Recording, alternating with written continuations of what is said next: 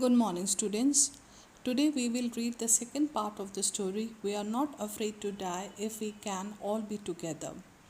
In the first part, we have read about the adventurous journey taken by Gordon Cook along with his family, and they set for sail to the round the world sea voyage from the boat Waywalker, and how they were caught by the rough seas, and how the how the storm damaged their how the storm and the strong waves damaged their Waywalker. Today, in this part of the story, we are going to talk about the courage and valor of the family, how they stick together in the times of adversities. So, let's continue with the story.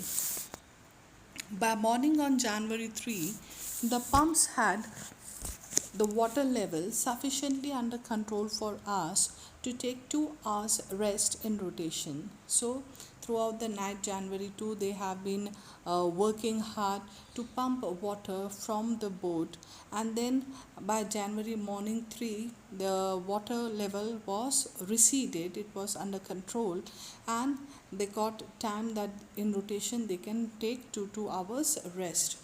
But we still had a tremendous leak somewhere below the water line. But there was a great leak somewhere below the water line. There was still water somewhere.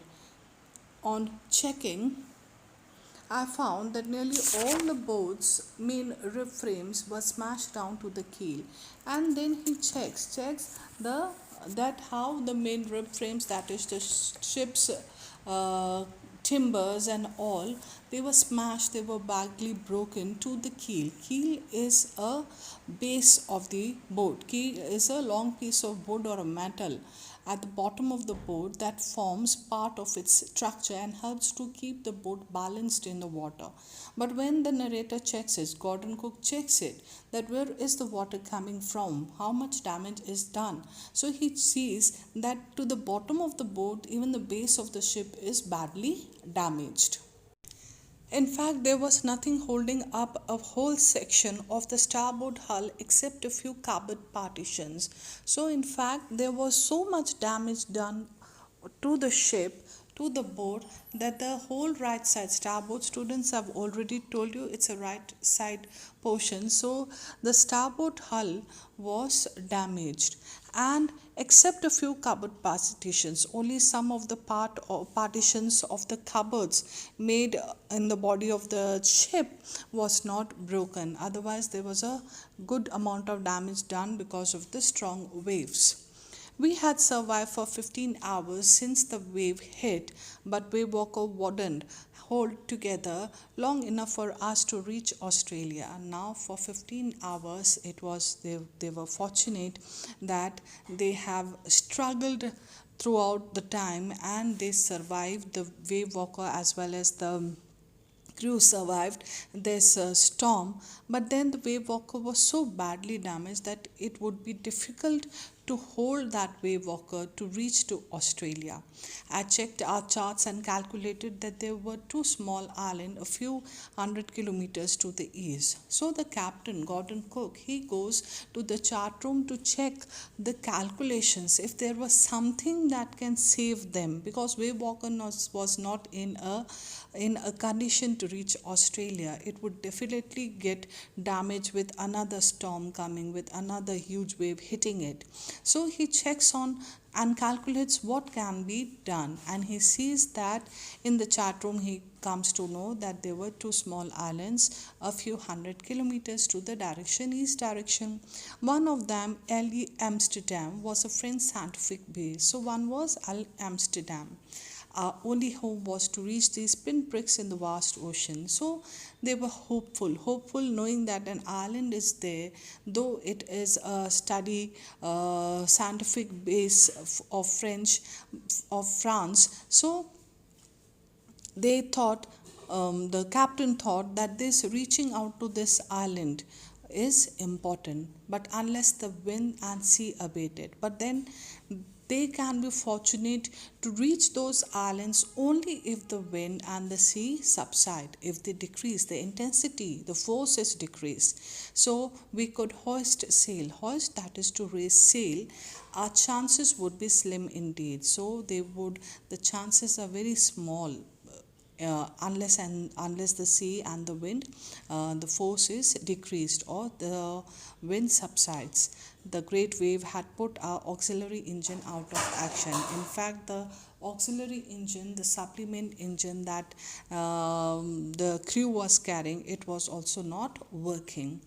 On January 4, after 36 hours of continuous pumping, we reached the last few centimeters of water. For continuation, 36 hours pumping like madman, throwing water from electric hand pump, they have reached to a few centimeters of water in the ship, in the boat.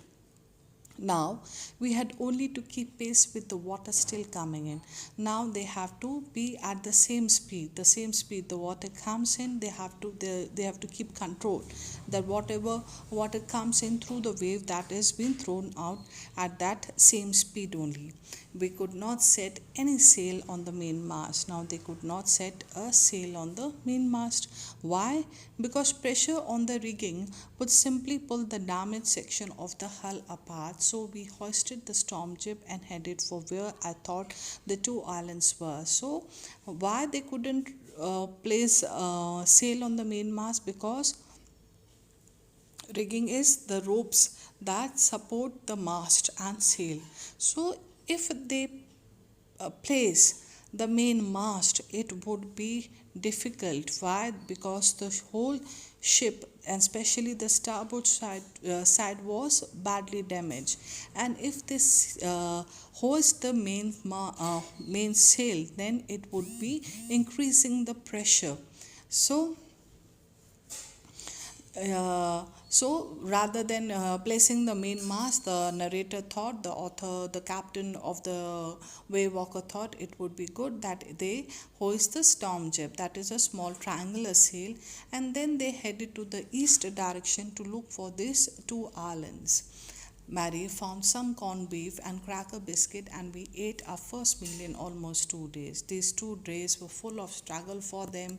Now, when the situation was a bit under control, that the water level has decreased in their boat, moreover, they were able to take rest in rotation. Then Mary got the breakfast also for everyone, that is the breakfast of corned beef and cracker biscuit.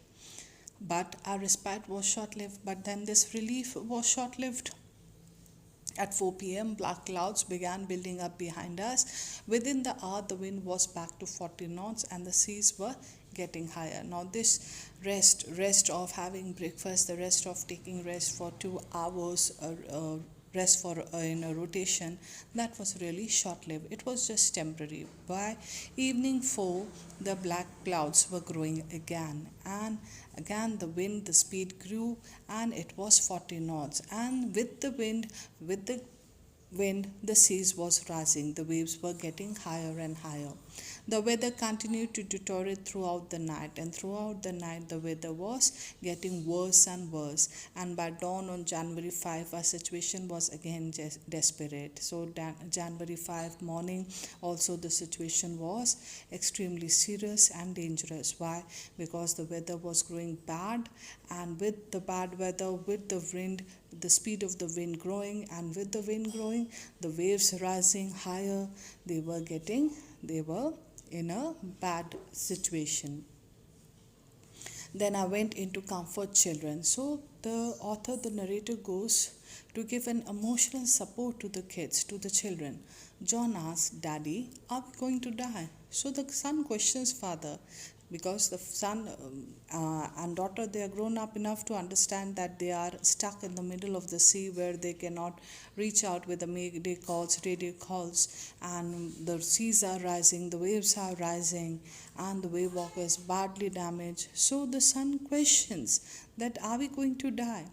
I tried to assure him that we could make it. Now the captain gives an assurance that he will make it. That is, he's going to try everything to come out of this situation.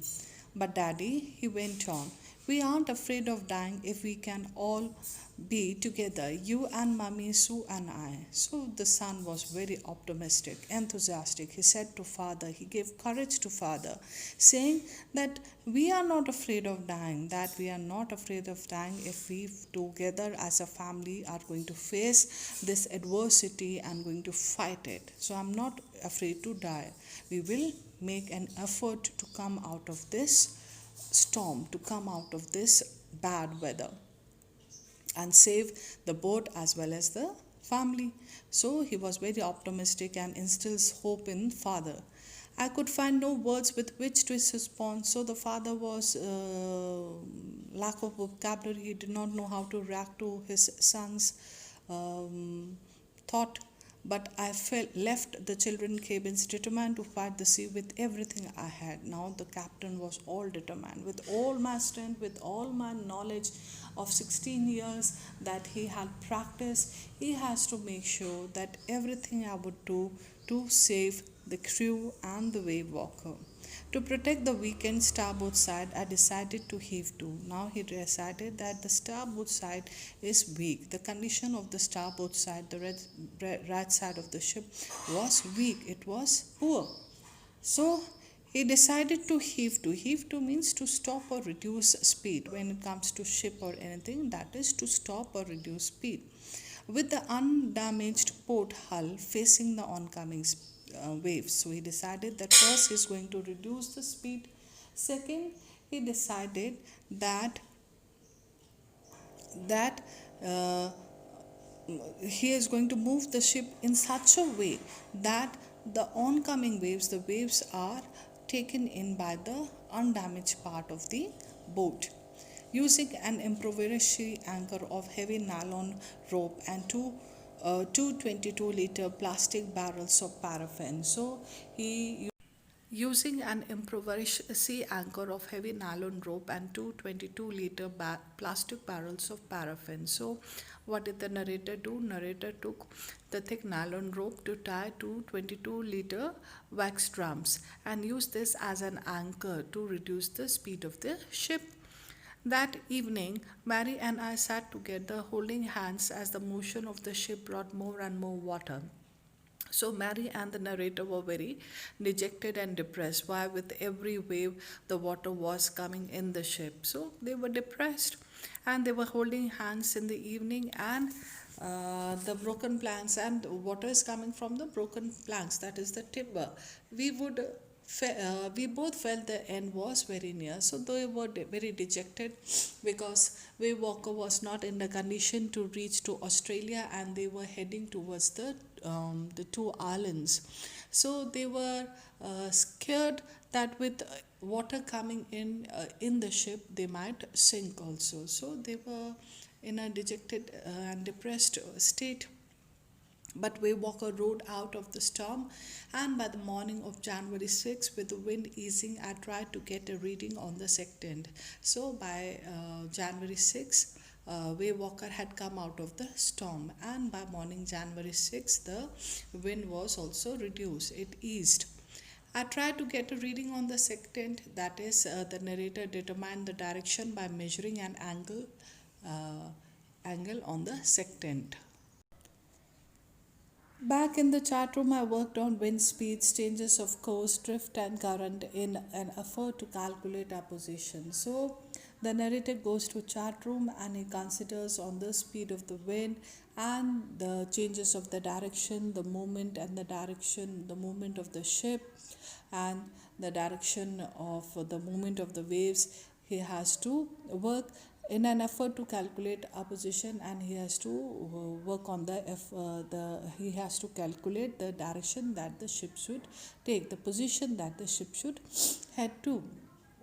The best I could determine was that we were somewhere in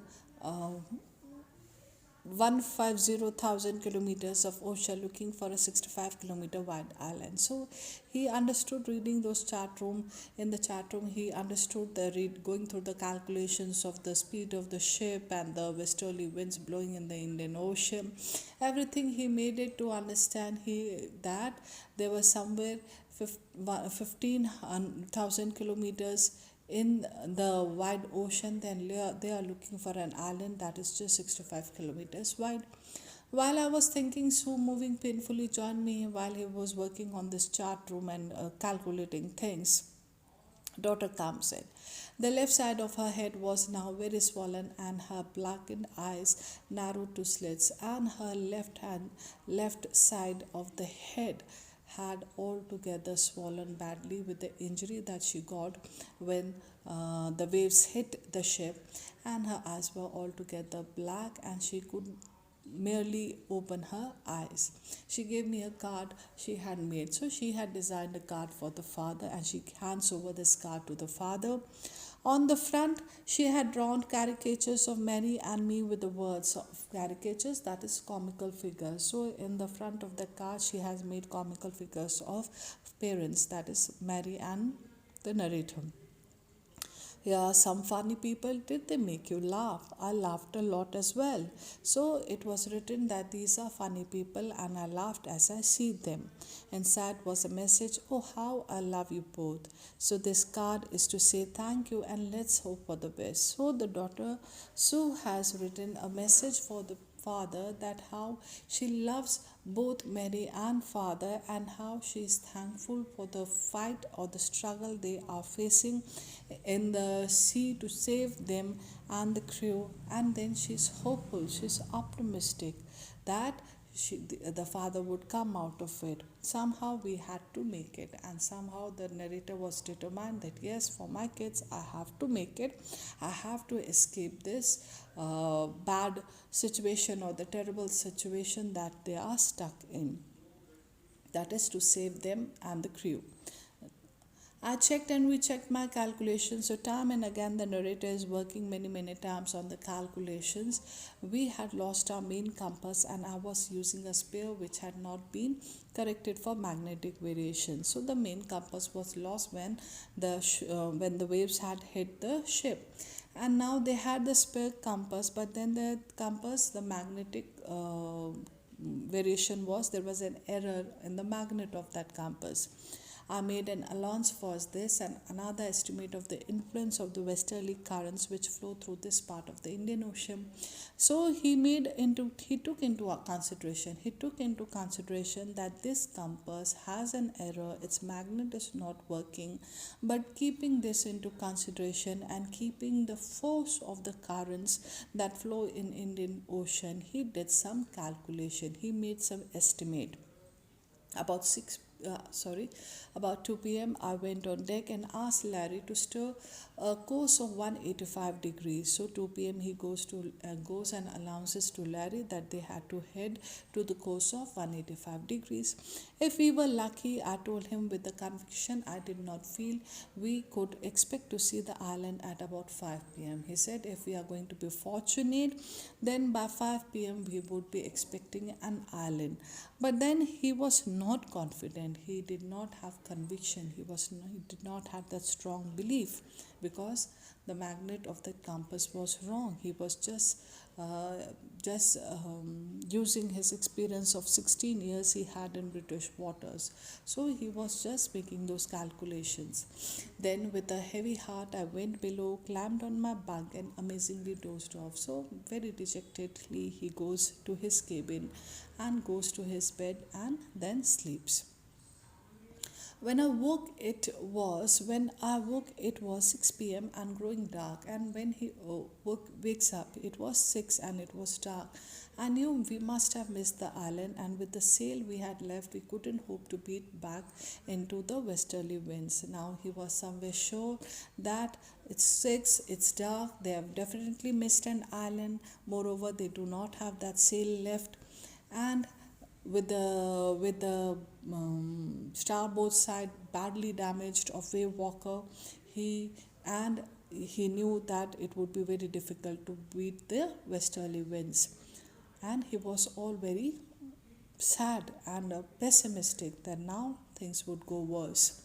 At that moment, a tousled head appeared by my bunk. Tousled head, that is, the hairs are not combed properly, unkempt, disarranged. Can I have a hug? Jonathan asked. Sue was right behind him. So both the kids came, and the son says that he wants to hug the father. Why am I getting a hug now? I asked. So narrator was amazed that why the son wishes to have a hug, because he was very sad. The father was sad. He has lost confidence that the island is missed. Because you are the best daddy in the whole world and the best captain, my son replied. The son says very proudly, announces to father that he is the best daddy and the best captain. Not today, John, I'm afraid. But then the narrator did not know why the son said best father and daddy. He was in a dejected state, and he says that maybe today is not the perfect day to announce me, because I couldn't make things right for every one of us. Why, you must be, Sue said Sue in a matter of fact voice. You found the island. And Sue, very confidently and in a practical, emotional way, unemotional way, she announces that you must be, you should be, you are the best daddy and the best captain because you found the island. What, I shouted, and the narrator, with all excitement, shouted what? He was amazed that yes, the things and calculations have worked, they have been fortunate. It's out there in front of us, they chorused, as big as a battleship. So together, both the brother sister announced to the father that in very front of us, in very front of the way walker, it's the island is there, and it's no less than a warship, a battleship.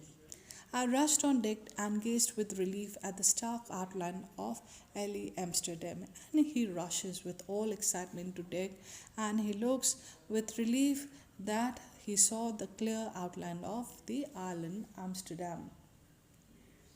It was only a bleak piece of volcanic rock with little vegetation, the most beautiful island in the world. So it says that 65-kilometer island was very dull looking, and there were rocks, the volcanic rocks, there was little vegetation, little bit trees here and there, but then it was most beautiful. Most beautiful, why?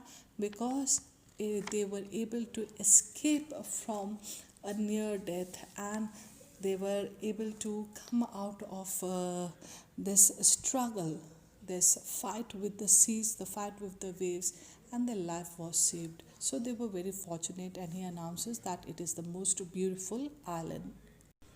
We anchored offshore for the night, and the next morning, all 28 inhabitants of the island cheered as they helped us ashore. So, the narrator tells that they hooked their boat near the coast for the night, and the early morning, next morning, there were just 28 people residing over there on that island. They came and welcomed the crew, the people, and they helped them ashore, that is, on the land. With land under my feet again, my thoughts were full of Larry and Herbie, cheerful and optimistic under the direst stress. So when the crew and everyone was safe and they were fortunate, and he was happy and excited to relive the moments that they have, the struggles that they have faced, the adverse condition they have faced because of the storms. So he's thinking how Larry and Herbie were all together happy, cheerful, optimistic under that terrible stress. And of Mary, who stayed at the wheel for all those crucial hours, and how the wife was there on that steering wheel for that terrible time, the crucial time, and was optimistic about things. Most of all, I thought of a 7-year-old girl who did not want us to worry about a head injury. So he thinks about the small girl, that is Suzanne, and he thinks that how the girl did not want to trouble the parents when they are trying to save everyone, and she did not trouble the parents with the injury that she had got on the head, which subsequently took 6 minor operations to recover a recurring blood clot between skin and skull. And later, Suzanne had to undergo the minor operations, because of the repeated formation of the blood clot. And of a 6-year-old boy who was not afraid to die. And then he talks about his son who had instilled, the kids who had instilled courage and enthusiasm in the narrator and the parents, and who was not afraid to die when the family was there, and he was all confident that they would make it.